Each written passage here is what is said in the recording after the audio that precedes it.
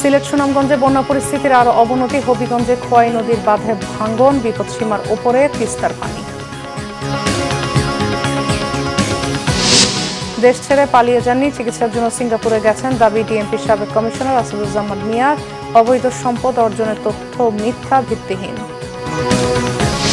Saint Martin ইস্যুতে ফখরুলদের ফাঁদে পা দেবে না সরকার, বললেন ওবায়দুল কাদের। তথাকথিত উন্নয়নের নামে লুটপাট চলছে, অভিযোগ বিএনপির।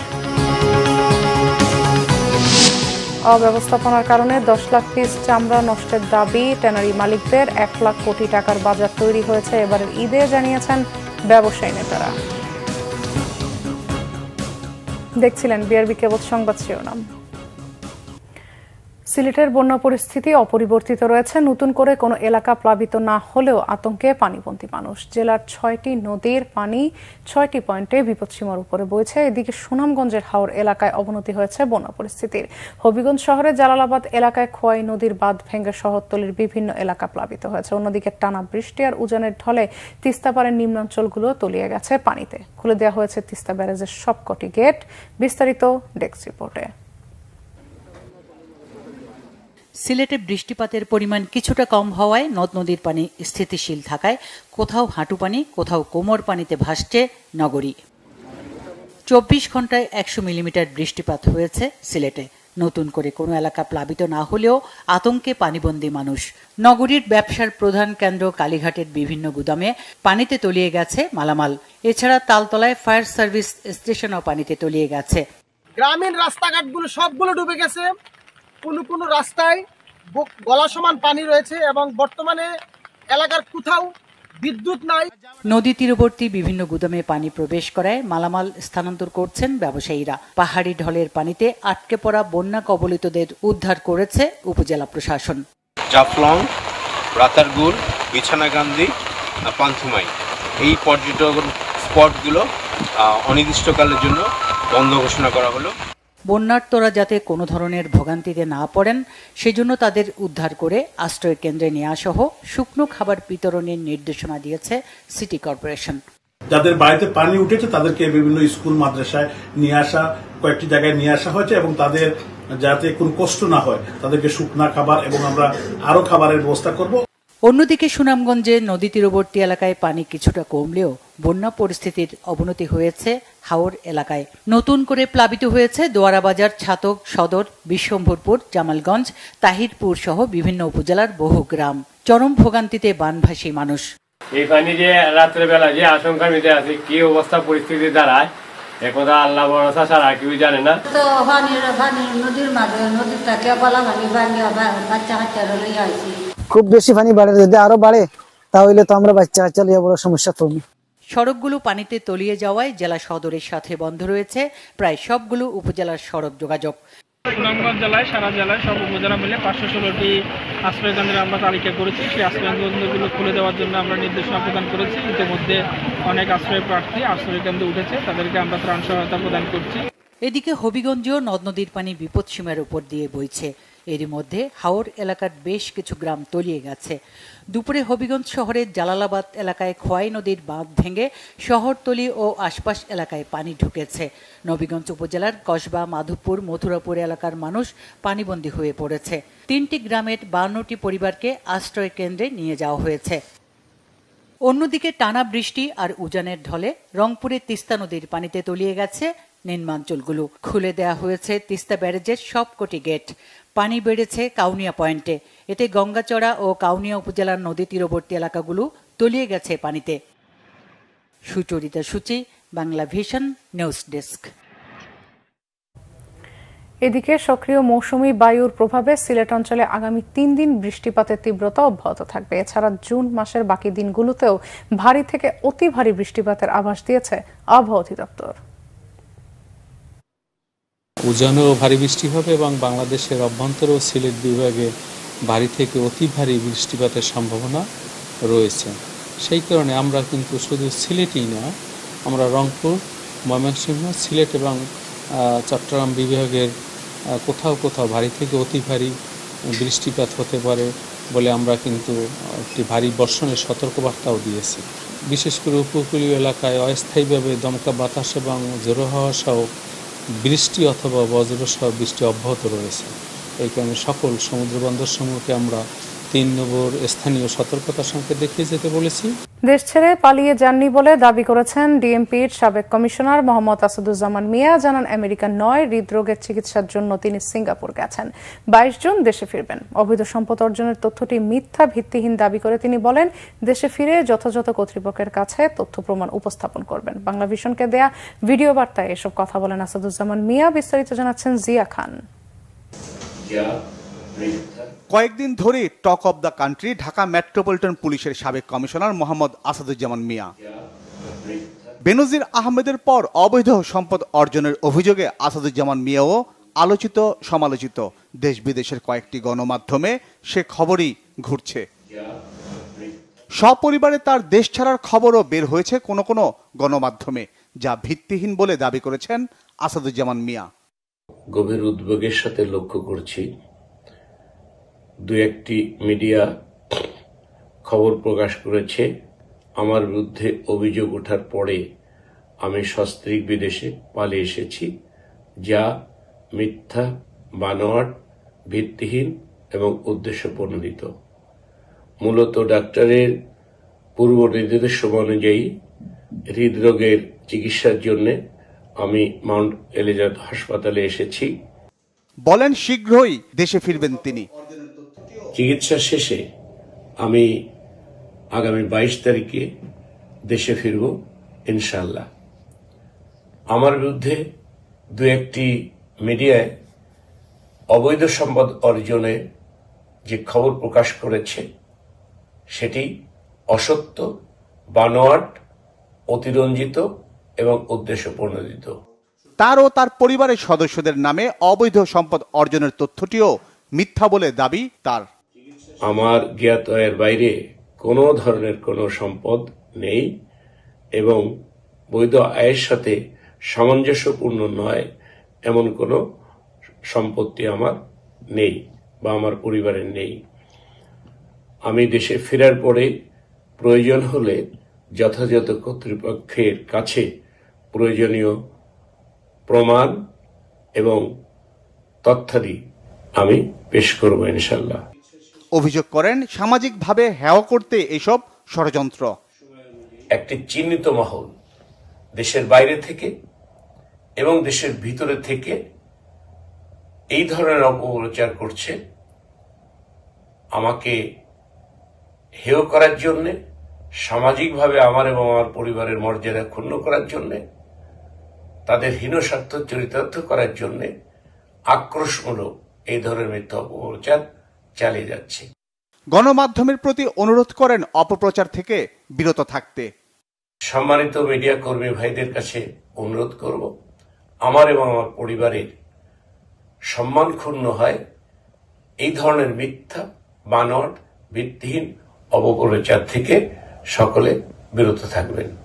বিদেশীয় সম্পদ নেই বলে দাবি করেছেন সাবেক ডিএমপি কমিশনার।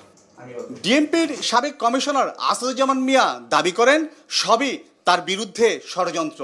তিনি শিগগিরই দেশে ফিরবেন এবং তথ্য প্রমাণ সহ তার বিরুদ্ধে আনা অভিযোগের জবাব দিবেন। জিয়া খান, বাংলা ভিশন, ঢাকা। ভারতের প্রধানমন্ত্রী নরেন্দ্র মোদীর আমন্ত্রণে শুক্রবার নয়াদিল্লি যাচ্ছেন প্রধানমন্ত্রী শেখ হাসিনা। বেলা 2টার বাংলাদেশ বিমানের একটি বিশেষ ফ্লাইটে ঢাকা ছাড়বেন তিনি। সফরে শনিবার প্রধানমন্ত্রী শেখ হাসিনাকে নয়াদিল্লির ফুড কোর্টে রাষ্ট্রপতি ভবনে আনুষ্ঠানিক সংবর্ধনা দেবে দেশটি। প্রধানমন্ত্রীর কার্যালয়ের প্রেস উইং এক প্রেস বিজ্ঞপ্তিতে জানিয়েছে, হায়দ্রাবাদ হাউসে ভারতের প্রধানমন্ত্রীর সাথে একান্ত বৈঠক হবে প্রধানমন্ত্রী শেখ হাসিনার।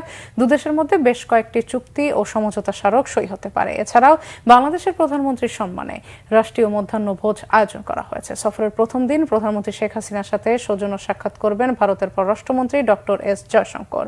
ভারতের রাষ্ট্রপতি মিস দ্রৌপদী মুর্মুর সাথে প্রধানমন্ত্রী শেখ হাসিনার একান্ত সাক্ষাৎ অনুষ্ঠিত হবে। সফরের প্রধানমন্ত্রী শেখ হাসিনা রাজঘাটে মহাত্মা গান্ধীর সমাধিসৌধে পুষ্পস্তবক অর্পণ করবেন। দুদিনের সফর শেষে রবিবার রাতে দেশে ফেরার কথা রয়েছে প্রধানমন্ত্রী শেখ হাসিনার। ঈদ স্বস্তিদায়ক হলেও নিত্যপণ্যের দাম নিয়ে উদ্বেগ রয়েছে বলে জানিয়েছেন সড়ক পরিবহন ও সেতুমন্ত্রী ওবায়দুল কাদের। সাংবাদিকদের প্রশ্নের জবাবে তিনি বলেন, প্রধানমন্ত্রী ভারত সফরে অনিষ্পন্ন স্বার্থ সংশ্লিষ্ট বিষয় নিয়ে আলোচনা হবে। সেন্ট মার্টিন ইস্যুতে ফখরুলদের ফাঁদে সরকার পা দেবে না বলেও জানান ওবায়দুল কাদের। রিপোর্ট রিশান নাসরুল্লাহ। সচিবালয়ে বুধবার ঈদ পরবর্তী শুভেচ্ছা বিনিময় করেন সড়ক পরিবহন ও সেতুমন্ত্রী ওবায়দুল কাদের। পরে সাংবাদিকদের মন্ত্রী জানান, এবার ঈদ যাত্রায় ভোগান্তি কম হয়েছে, তবে ফিরতি যাত্রায় দুর্ঘটনার সংখ্যা রয়েছে। সড়কে শৃঙ্খলা নিশ্চিতে সংশ্লিষ্টদের দায়িত্ব পালনে সতর্ক থাকার পরামর্শ দেন তিনি। এবার এখন পর্যন্ত ক্যাজুয়ালিটিস 100-র মতো, বিআরটিএ বলছে 95টি অ্যাক্সিডেন্ট এবং 92-92টি হলো ক্যাজুয়ালিটি। শেষ পর্যন্ত কি দাঁড়ায় এখনো বলা যাচ্ছে না। এ সময় প্রধানমন্ত্রী আসন্ন ভারত সফর প্রসঙ্গে করা প্রশ্নের জবাবে মন্ত্রী বলেন, ভারতের সাথে অনেক সমস্যার সমাধান হয়েছে, আশা করা যায় অন্য সমস্যার সমাধান সম্ভব হবে। মিয়ানমার প্রভোকেশন দিক, তাদের সাথে আমরা আলাপ আলোচনা করি, সমাধান করব। আমরা যুদ্ধে জড়াবো না। তারা যদি আক্রমণে আসে তো আমরা কি বসে থাকবো? আমরা বসে বসে আঙ্গুল চুষবো? আমাদেরকে পাল্টা জবাব দিতে হবে যদি আক্রমণ। আমরা তো এখনো আক্রমণ দেখিনি। দেশের সার্বভৌমত্ব হুমকির মুখে বিএনপির এমন অভিযোগ সঠিক নয় দাবি করে ওবায়দুল কাদের বলেন, যুদ্ধ নয়, আলোচনায় সমস্যার সমাধান করবে সরকার। আমরা তিস্তা আর ফেনী নদীর কথা সহ ভিন্ন নদীর পানি বন্টন নিয়ে বলি, সেগুলো আলাপ আলোচনার পর্যায়ে রয়েছে। আলোচনা হলে কি অগ্রগতি হয় সেটা দিকেও আমরা অবশ্যই চেয়ে থাকবো। মন্ত্রণালয়ের বিভিন্ন উন্নয়ন প্রকল্পের ফিরিস্তি তুলে ধরে সড়ক পরিবহন ও সেতুমন্ত্রী বলেন, বিদেশি সাহায্যের প্রকল্পে অর্থ সংকট রয়েছে, তাই এসব প্রকল্পে কাজের অগ্রগতি বেশ কম। সেটা দিকেও আমরা। রিশান নাসরুল্লাহ, বাংলা ভিশন, ঢাকা। বিএনপির সিনিয়র যুগ্ম মহাসচিব রুহুল কবির রিজভী বলেছেন, সরকারের উন্নয়ন জোড়াতালির উন্নয়ন, তাই এখন ধপাস করে পড়ে গিয়ে সব ভেঙে চুরে তছনছ হয়ে যাচ্ছে। নয়াপল্টনে বিএনপির কেন্দ্রীয় কার্যালয়ের সামনে এক বিক্ষোভ মিছিল শেষে দেওয়া বক্তব্যে তিনি কথা বলেন। বিএনপি চেয়ারপারসন বেগম খালেদা জিয়ার নিঃশর্ত মুক্তি এবং গ্যাস, বিদ্যুৎ ও পানির দাম বাড়ানোর প্রতিবাদে রুহুল কবির রিজভীর নেতৃত্বে বিক্ষোভ মিছিল করেন বিএনপি এবং অঙ্গ ও সহযোগী সংগঠনের নেতাকর্মীরা। মিছিল শেষে সংক্ষিপ্ত সমাবেশে রিজভী অভিযোগ করেন, গণবিরোধী সরকারের কারণে দেশে জ্বালানি তেলের দাম বেড়েছে। প্রধানমন্ত্রী তার কাছের লোকদেরকে লুটপাটের সুযোগ করে দিয়েছেন। তারা হিন্দুদের জায়গা দখল করছে, গরিব মানুষের জায়গা দখল করেছে। সরকারি বেনজিরকে দেশ থেকে যাওয়ার সুযোগ করে দিয়েছে জানিয়ে বিএনপির নেতা বলেন, একজন সরকারি কর্মকর্তার সন্তান স্ত্রীর নামে কিভাবে এত জমি ফ্ল্যাট আসলো? যে অহংকার করে প্রধানমন্ত্রী তার উন্নয়নের কথা বলেন, সেই উন্নয়ন কাগজ যেমন থুতু দিয়ে জোড়া লাগালে যে অবস্থা হয়, শেখ হাসিনার উন্নয়ন হচ্ছে থুতু দিয়ে জোড়া লাগানো। এবার সারা দেশে 80 লাখ এবং ঢাকায় 10 লাখ চামড়া সংগ্রহ করে লবণ দেওয়া হয়েছে। সংগ্রহের লক্ষ্যমাত্রা 1 কোটি পিস থাকলেও অব্যবস্থাপনার কারণে প্রায় 10 লাখ পিস নষ্ট হয়েছে বলে জানিয়েছেন বাংলাদেশ ট্যানার্স অ্যাসোসিয়েশন বিটিএ। বুধবার রাজধানী ধানমন্ডিতে কোরবানি চামড়া সঠিকভাবে সংগ্রহ, সংরক্ষণ ও পরিবহন বিষয় সংবাদ সম্মেলনে এ তথ্য দেন বিটিএ চেয়ারম্যান শাহিন আহমেদ। বলেন, আন্তর্জাতিক লেদার ওয়ার্কিং গ্রুপ LWG'র সনদ না থাকায় দেশের চামড়া শিল্পের অগ্রগতি হচ্ছে না। এছাড়া কেন্দ্রীয় বর্জ্য পরিশোধনাগার CETP পুরোপুরি প্রস্তুত না হওয়ায় আন্তর্জাতিক সনদ অর্জন সম্ভব হচ্ছে না উল্লেখ করে তিনি আরো বলেন, হাজারীবাগ থেকে ট্যানারি স্থানান্তর ও করোনা মহামারী সহ বৈশ্বিক নানা সংকটে দেশের চামড়া খাতের নেতিবাচক প্রভাব পড়েছে। CETP সচল করতে সরকারকে অনুরোধ জানিয়ে তিনি বলেন, আন্তর্জাতিক সনদ অর্জনে এখানে আরো বিনিয়োগ প্রয়োজন। আমাদের এই ক্ষেত্রে প্রধান প্রতিবন্ধকতা হলো যে আমাদের কমপ্লায়েন্স করতে হবে এবং পাশাপাশি আমাদের যে রাসায়নিক দ্রব্য আনার ক্ষেত্রে আমাদের যে বন সুবিধার বাইরেও যে আপনার ডিউটি এবং ভ্যাটের ক্ষেত্রে আমাদেরকে এটা ছাড় দিতে হবে। তাহলে আমি মনে করি যে উৎপাদন খরচ অনেকাংশে কমে যাবে। আর এইখানে আপনার এই কমপ্লায়েন্টের না হওয়ার কারণে কিন্তু আমাদের চামড়ার দাম দিন দিন কমছে। এবার উৎসবকে কেন্দ্র করে প্রায় 1 লাখ কোটি টাকার অর্থনীতির বাজার তৈরি হয়েছে বলে জানিয়েছেন ব্যবসায়ী নেতারা। এর মাঝে শুধু কোরবানির পশুকে ঘিরেই 80 থেকে 85% বলে দাবি বাংলাদেশ ডেইরি অ্যাসোসিয়েশনের। দিন দিন এই অর্থনীতি বাড়াতে হলে প্রান্তিক খামারদের নীতি, সহায়তা ও প্রণোদনা দেওয়ার পরামর্শ তাদের। বিস্তারিত জানাচ্ছেন সহকর্মী মামুন আব্দুল্লাহ। দেশের দ্বিতীয় বৃহত্তম ধর্মীয় উৎসব পবিত্র ঈদুল আজহা, যে উৎসবকে কেন্দ্র করে চাঙ্গা হয়ে ওঠে অর্থনীতি, যার বড় অংশ পশু কোরবানির সাথে সংযুক্ত। পশু উৎপাদন, বেচাকেনা, বহন, কোরবানি এবং সংশ্লিষ্ট বাজার ব্যবস্থায় গড়ে ওঠে বৃহৎ অর্থনৈতিক বাজার। এবছর 1,07,00,000 চাহিদার বিপরীতে কোরবানিযোগ্য ছিল 1,30,00,000 পশু, যার মধ্যে গরু 55 লাখের বেশি, বাকিটা ছাগল ও অন্যান্য। কোরবানি ঈদের পশু বেচা কেনা হয়েছে আনুমানিক 65 থেকে 70 হাজার কোটি টাকার। এর সঙ্গে পশু পরিবহন, খাদ্য, কষাই ও আনুষঙ্গিক খরচ 5,000 কোটি টাকা, কাঁচা চামড়া, লবণ ও শ্রমিকের মজুরি 1,000 কোটি টাকা, পেঁয়াজ, রসুন ও মশলার বাজার 8,000 কোটি টাকার, ফ্রিজ, ইলেকট্রনিক্স পণ্য, পোশাক, পর্যটন ও যাতায়াত খরচ 10,000 কোটি। তবে এসবের ভিড়ে পোশাক ও বাহারি পণ্য কেনাকাটার বাজারে ছিল ভাটা। পোশাকের বাজার বলি বা কসমেটিক্স থেকে শুরু করে যে বাহারি পোশাক পণ্য যেটাকে বলি, সেটার বাজারও ছিল প্রায় 4 থেকে 4,500 কোটি টাকার। এবার কিন্তু সেটা 1/4 নেমে এসছে, অর্থাৎ আমাদের বহু দোকানে আমরা কর্মচারীদের বেতন দিতে পারি না। এই বছর আমার কাছে মনে হচ্ছে প্রায় 66-67 হাজার কোটি টাকার গরু ছাগল বেচা কিনে হয়েছে। গত বছর থেকে এই বছর প্রায় 6 থেকে 6.5 লক্ষ গবাদি পশু বেশি কোরবানি হয়েছে। তবে অর্থনীতিবিদরা বলছেন এই অর্থনৈতিক বাজার আরও বাড়ানো সম্ভব। এজন্য প্রয়োজন প্রান্তিক পর্যায়ে সরকারি নীতি সহায়তা। এটা আরও বাড়ানোর সুযোগ আছে, যেমন গবাদি পশুর যে খাবারের দাম, সেই দামগুলো কিন্তু অনেক সময় অনেক বেশি থাকে। তো এটার দামটা যদি একটু সীমিত পর্যায়ে রাখা যায়, কিছু পলিসি সাপোর্ট যদি দেওয়া যায়, তাহলে অবশ্যই এই আকারটা আর একটু বড় করা যায়। কোরবানির গরুর উৎপাদন মূলত গ্রাম কেন্দ্রিক, ফলে গ্রামীণ অর্থনীতি চাঙ্গা করতে সরকারকে আরও যত্নশীল হওয়ার তাগিদ এই অর্থনীতিবিদের। মামুন আব্দুল্লাহ, বাংলা ভিশন, ঢাকা। তেজগাঁওয়ে ট্রাক স্ট্যান্ডের জন্য 15 বিঘা জমি বরাদ্দ দিয়েছেন প্রধানমন্ত্রী শেখ হাসিনা। শিগগিরই সে জায়গায় মাল্টি স্টোরিড পার্কিং নির্মাণ করা হবে বলে জানিয়েছেন ঢাকা উত্তর সিটি কর্পোরেশনের মেয়র আতিকুল ইসলাম। সিটি কর্পোরেশনের আবেদনের পরিপ্রেক্ষিতে তেজগাঁওয়ে বিটিসিএল এবং গণপূর্তের ওই জমি বরাদ্দের সিদ্ধান্তের কথা জানান তিনি। এবার ঢাকা উত্তরে কোরবানির বর্জ্য 6 ঘন্টায় অপসারণ করা হয়েছে বলেও মেয়র আতিক জানান। রাজধানী তেজগাঁওয়ে ঢাকা জেলা আওয়ামী লীগ কার্যালয় ইতিহাসের গতিধারায় বঙ্গবন্ধু থেকে শেখ হাসিনা শীর্ষক সংবাদ চিত্র প্রদর্শন পরিদর্শন করেন আতিকুল ইসলাম। পরে ঢাকা জেলা আওয়ামী লীগ আয়োজিত আলোচনা সভায় অংশ নেন তিনি। আনিসুল্লাহ সড়কের সামনে এখানে দুটো জায়গা আছে, একটি হচ্ছে আমাদের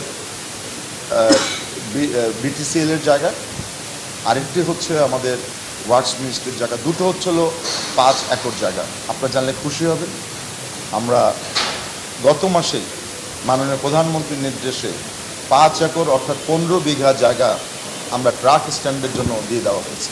ইটস এ বিগ মেসেজ। কোনো সরকার প্রধান 15 বিঘা জায়গা ঢাকা শহরের মাঝখানে দিয়ে দেওয়া, এর মাধ্যমে কিন্তু এই আশেপাশের টোটাল শৃঙ্খলাটাকে আমরা সুন্দরভাবে নিয়ে আসতে পারব। বিশ্বকাপের ব্যর্থতায় অধিনায়কের দায়িত্ব থেকে সরে দাঁড়ালেন কেন উইলিয়ামসন। টি-20 বিশ্বকাপে নিউজিল্যান্ড গ্রুপ পর্ব থেকে বিদায় নেয়ার পর অধিনায়কের দায়িত্ব থেকে পদত্যাগ করেছেন এই নির্ভরযোগ্য ব্যাটসম্যান। 2024 টি-20 বিশ্বকাপে পাকিস্তান শ্রীলঙ্কার মতোই বড় হতাশ করেছে নিউজিল্যান্ড। সেই গ্রুপে আফগানিস্তানের কাছে 84 রান এবং ওয়েস্ট ইন্ডিজের কাছে 13 রানে হেরে বিশ্বকাপে গ্রুপ পর্ব থেকে বিদায় নিতে হয়েছে নিউজিল্যান্ডকে। গ্রুপে কিউইরা জয় পেয়েছে 2 দুর্বল দল উগান্ডা ও পিএনজির বিপক্ষে। গ্রুপে 2 বড় দলের কাছেই হেরেছে তারা। দলের এমন ব্যর্থতায় বিশ্বকাপের পরই অধিনায়কের দায়িত্ব থেকে সরে দাঁড়ানোর ঘোষণা দিয়েছেন উইলিয়ামসন। 2024-25 মৌসুমে নিউজিল্যান্ডের কেন্দ্রীয় চুক্তিতে তাকে না রাখার জন্য বোর্ডকেও জানিয়ে দিয়েছেন উইলিয়ামসন। বলেছেন জাতীয় দলের হয়ে খেলা চালিয়ে যাবেন, তবে কিছু সময়ের জন্য তিনি জাতীয় দলের বাইরে থাকতে চাচ্ছেন। এই সময় টি-20 ফ্র্যাঞ্চাইজি লিগগুলোতে খেলার আগ্রহ প্রকাশ করেছেন এই ব্যাটসম্যান। তবে কেন্দ্রীয় চুক্তিতে না থাকলেও নিয়মের ব্যতিক্রম করেও উইলিয়ামসনের জন্য জাতীয় দলের দরজা খোলা থাকবে জানিয়েছেন ক্রিকেট নিউজিল্যান্ডের প্রধান নির্বাহী স্কট উইনকিক। শুধু উইলিয়ামই নন, ফাস্ট বোলার ট্রেন্ট বোল্ট ও লুকি ফার্গুসনও টি-20 ফ্র্যাঞ্চাইজি লিগে খেলার আগ্রহ দেখিয়ে বোর্ডের কেন্দ্রীয় চুক্তিতে থাকতে আগ্রহী নন। গৌতম গম্ভীরই কি হতে যাচ্ছেন ভারতের পরবর্তী ক্রিকেট কোচ? তবে গম্ভীরকে ভারতীয় ক্রিকেটের হট চেয়ারের লড়াইয়ে লড়তে হচ্ছে সাবেক ওপেনার ডব্লিউভি রমনের সাথে। ভারতের প্রধান সংবাদ মাধ্যমে 1 মাস আগে থেকেই বলা হচ্ছে গৌতম গম্ভীরই হচ্ছেন রাহুল দ্রাবিড়ের উত্তরসূরি। এমনকি বলা হয়েছে বিসিসিআই এর সাথে চুক্তিও সম্পন্ন করে ফেলেছেন গম্ভীর। শুধু এখন আনুষ্ঠানিক ঘোষণাটাই বাকি। যদিও ভারতীয় ক্রিকেট বোর্ড এই সংবাদকে ভিত্তিহীন দাবি করে বিবৃতি দিয়েছে। বিসিসিআই এর পক্ষ থেকে কিছু ক্রাইটেরিয়া সেট করে বলা হয়েছে, যিনি ভারতের পরবর্তী কোচ হবেন তাকে এই শর্তগুলো পূরণ করেই নিজের যোগ্যতা প্রমাণ করতে হবে। কিন্তু গতকাল মঙ্গলবার বিসিসিআই এর ক্রিকেটীয় উপদেষ্টা কমিটির কাছে নিজের কোচিং যোগ্যতা তুলে ধরতে সাক্ষাৎকার দিয়েছেন গম্ভীর। তবে সরাসরি নয়, জুম মিটিংয়ে সাক্ষাৎকার দিয়েছেন ভারতের হয়ে 2011 বিশ্বকাপ জয়ী এই ওপেনিং ব্যাটসম্যান। বুধবারও গম্ভীরের সাক্ষাৎকার নেবেন ভারতীয় ক্রিকেট বোর্ড কর্মকর্তারা। প্রেস ট্রাস্ট অফ ইন্ডিয়া গম্ভীরের সাক্ষাৎকার দেওয়ার বিষয়টি নিশ্চিত করেছেন। তবে শুধু গৌতম গম্ভীরই নয়, সাবেক opener W Romney head coach হওয়ার দৌড়ে এগিয়ে আছেন এবং তার সাক্ষাৎকার নিয়েছেন বিসিসিআই এর ক্রিকেটীয় উপদেষ্টা কমিটি। এই দুজন থেকেই একজনকে রাহুল দ্রাবিড়ের উত্তরসূরি হিসেবে বেছে নিতে পারে বিসিসিআই। মূলত এবার কলকাতা নাইট রাইডার্সের মেন্টর হিসেবে গম্ভীর গুরুত্বপূর্ণ ভূমিকা রেখে দলকে আইপিএলে চ্যাম্পিয়ন করিয়ে লাইমলাইটে উঠে আসেন। এএফসি চ্যালেঞ্জ লিগে প্লে অফ পর্বে আর খেলতে হচ্ছে না বসুন্ধরা কিংসকে। সরাসরি মূল পর্বে খেলবে কিংসরা। 22 আগস্ট হবে গ্রুপিংস এবং অক্টোবরে শুরু হবে খেলা। এএফসি চ্যাম্পিয়ন্স লিগ ও চ্যালেঞ্জ লিগে নামে এবং ফরম্যাটে কিছু পরিবর্তন এনেছে Asian football confederation. Bangladesh league champion দল হিসাবে বসুন্ধরা কিংসের এএফসি চ্যালেঞ্জ লিগের প্লে অফ খেলার কথা ছিল, তবে ফরম্যাটে পরিবর্তন আনায় প্লে অফ পর্বে আর খেলতে হচ্ছে না কিংসদের। বসুন্ধরা সরাসরি চ্যালেঞ্জ লিগের মূল পর্বে খেলার বিষয়টি নিশ্চিত করেছে এএফসি। প্লে অফ পর্বে নকআউট স্টেজে হোম অ্যান্ড অ্যাওয়ে ভিত্তিতে 2টি ম্যাচ খেলার সুযোগ হতো। এই রাউন্ডে জয় পেলেই তখন মূল পর্বে খেলার সুযোগ হতো, কিন্তু সরাসরি মূল পর্বে সুযোগ পাওয়ায় আরো বেশি ম্যাচ খেলার সুযোগ বাড়বে কিংসের। মূলত প্লে অফ পর্বে ক্লাবের সংখ্যা কমে যাওয়ায় এবং Pakistan, Sri Lanka, Yemen, Macau, North Korea, Brunei, Guam, East Timor থেকে কোনো দল প্লে অফ পর্বে না খেলায় ফরম্যাটে পরিবর্তন এনেছে এএফসি। ওয়েস্ট জোনে 8টি এবং ইস্ট জোনে 6টি ক্লাব সরাসরি খেলবে। প্লে অফ থেকে 2টি ক্লাব দ্বিতীয় স্টেজে মূল পর্বে খেলবে। দক্ষিণ এশিয়ায় ভারতের মোহনবাগান চ্যাম্পিয়ন্স লিগে সরাসরি খেলবে এবং ইস্ট বেঙ্গল খেলবে প্লে অফ পর্বে। দক্ষিণ এশিয়ার অন্য দেশগুলো নিচের সারির টুর্নামেন্ট চ্যালেঞ্জ লিগ খেলবে। চ্যালেঞ্জ লিগও আবার নেপাল, ভুটান, আফগানিস্তান ও কিরগিজস্তানের ক্লাবগুলোকে প্লে অফ পর্বে খেলতে হবে। এএফসি চ্যাম্পিয়ন্স লিগ এশিয়ার ক্লাব ফুটবলের সর্বোচ্চ আসর আর চ্যালেঞ্জ লিগ এশিয়ান র্যাঙ্কিং এর নিচু সারির দলগুলোর টুর্নামেন্ট। 2019 সাল থেকে বসুন্ধরা কিংস এএফসি কাপে খেলে আসছে, যদিও কোনোবারই তারা প্রথম রাউন্ডের বাধা পার করতে পারেনি। সংবাদ শেষ করব বিআরবি কেবল শিরোনামগুলো আরেকবার জানি।